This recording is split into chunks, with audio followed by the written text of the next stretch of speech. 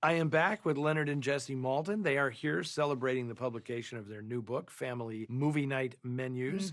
We just watched National Velvet, and now we are still at MGM for the next movie that you've chosen, Meet Me in St. Louis. It's just one of the best movies ever made, certainly one of the best musicals ever made. It's a movie that you can cherish and enjoy over and over again, as people do.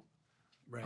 But you don't have to wait for the holidays just because it has a Christmas song in it. It's good anytime. Yes, the secret sauce that makes this movie so special is I think you can kind of feel the director falling in love with his leading lady. Yes, Vincent Minnelli and Judy Garland. They got married shortly afterward and produced a child who's world known as Liza Minnelli, a great, great talent. Absolutely. Who are your parents? Yeah. Oh. So tell me about the first time you saw this movie, Leonard, and then I want to hear about how you came to know this film. Well, I think I saw it first on television and then later was able to see it in an archival showing on a big screen. Right. And it just fills that screen with so much color and so much life, and that you feel you really know that family. You know it inside and out because it introduces you systematically to each member of that household and in a very amusing and sometimes unexpected way. Little Tootie, played by Margaret O'Brien, has the most bizarre, dark sense of humor. I'm the most horrible! I'm the most horrible! You'd expect that kind of humor in a Tim Burton version.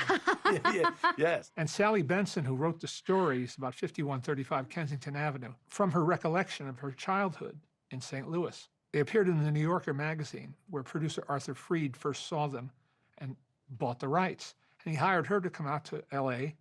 to write the screenplay, which she worked on. But Vincent Minnelli, being a former art director, said to her, describe your house to me. Describe your childhood home. I want to try to replicate it as closely as I can. And he did. Yeah. And Sally Benson is interesting because she also was involved in the writing of Hitchcock's Shadow of a Doubt, which I thought was pretty fascinating to see these two as maybe as a Not what double you bill. expect. It'd be kind of odd. Yeah. But I get it. I get the small town thing that she specialized in. It's wild. It's just great. And how about you? How did you come to appreciate Meet Me in St. Louis? I mean, you must have started, it was one of the ones that I watched growing up. I think that it's, especially for a little girl, the color, the hats. When we were talking about it, I said, that's the first thing that comes to my mind. Judy Garland with her beautiful red hair and this bright red lip and the colors. And watching, the clang, clang, clang with the trolley number, everyone looks incredible. I know that obviously the movie's in color. And so did they just want to put as much as humanly possible into it? Was it sort of like, well, if we're going to do this thing, we're going to go all the way? Because the color choices, the material choices, everything, it is incredible to look at. So as a kid, that's what I remember first, is that I just thought it was so beautiful, and they all looked amazing. And then again, you get older and you start to learn the story, and you start to see the humor. And obviously, there's just so many little details, and it's very much something I think you find new stuff when you watch it again. And it's a three-generation house, which is important. Because Harry Davenport, who plays Grandpa, who was a very familiar character actor then, is integral to the story. Jessie grew up in a multi-generation house with her grandmother. And then now we're doing it. We all live together. And so my daughter has her grandparents. Fantastic. And with musicals, you tend to overlook how well put together the scripts are and how clever they are in the dialogue and when it's not the musical numbers. And all that's really, really good in this It is film. good. And it's especially impressed because it's not really a storyline. It's a series of vignettes. And that's how they were written by Sally Benson. Yes. But somebody has to thread all that together and give it a continuity, and they did very well. Yeah. All right, we're going to let people see the movie now. And as we've already discussed, Leonard Malton thinks this is one of the greatest musicals ever made, and who are we to disagree? Here is Meet Me in St. Louis.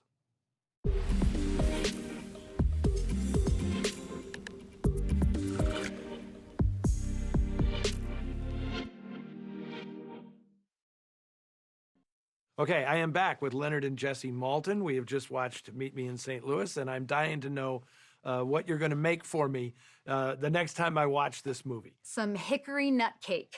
Hickory nut cake. They make it in the film. Yeah. It is apparently a staple. That is what you're going to be making. You may not have heard of it before. I promise it's not complicated, but it's very good. Made by Marjorie Main, playing Katie, the housekeeper in the movie. It's authentic. She's just great. She did so much in her career. And you know, this is also a great role for Leon Ames, Oh, yes. who is just terrific. Who wound up playing the same kind of role in the two Doris Day, Gordon MacRae musicals of the early 50s. And I think this is the first time Mary Astor played a mature mother role. She played mothers before, but this is a woman who was Bridget O'Shaughnessy in The Maltese Falcon. Right. And my first trip to Hollywood, 1969, MGM was then doing a studio tour, an imitation of the Universal studio tour. But we got to see the Meet Me in St. Louis house. It was still standing on the back lot. The back lot's gone now, but it was there, intact, very impressive. It is kind of amazing how much people love seeing that stuff. I mean, we're doing this on the Warner's lot, you know, and it's just incredible when you recognize when you go to Tenement Alley and like, oh, Jimmy Cagney died right there, you know. Well, I grew up because my dad was at Entertainment Tonight, and Entertainment Tonight was at Paramount. I grew up on the Paramount lot. And then because of screenings, I've sat in the theater that we're in many times and watched movies here. It's a gift to get to go to these lots, especially the ones that have so much history and have remained virtually intact. You know, to go through never that. got blasé about that. You know? Never. Well, Leonard, that's why everybody loves you as a guy who writes about movies, because you never became a film critic. You were always a film champion. You know? Well, thank you. That's a nice compliment. Thank you, Eddie. Yeah, and people feel that, and you've passed it along, which is a beautiful thing. Well, I would say that one of the things that I think people appreciate most is that my dad always wants to like the movie. Whatever it is we're seeing, he wants it to be good. He's not going in like this and saying, all right, show me something. He wants the movie to be good.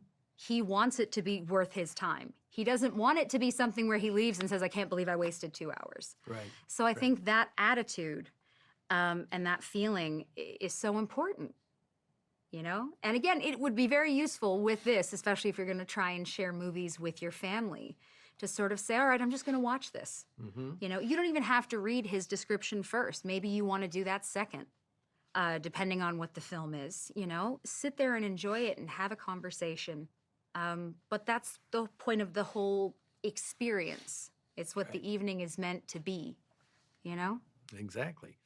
Well, we are not done. We have one more film that you have selected for us tonight, and it's a little change of pace. Yeah. That's what I call a contemporary classic. Yeah. Yeah, exactly. And which is important for people to realize. Like, Absolutely. the films that I grew up with are now classics. What does that say? Please. I love that. All right, so we will be back, but stick around because coming up next is Sounder.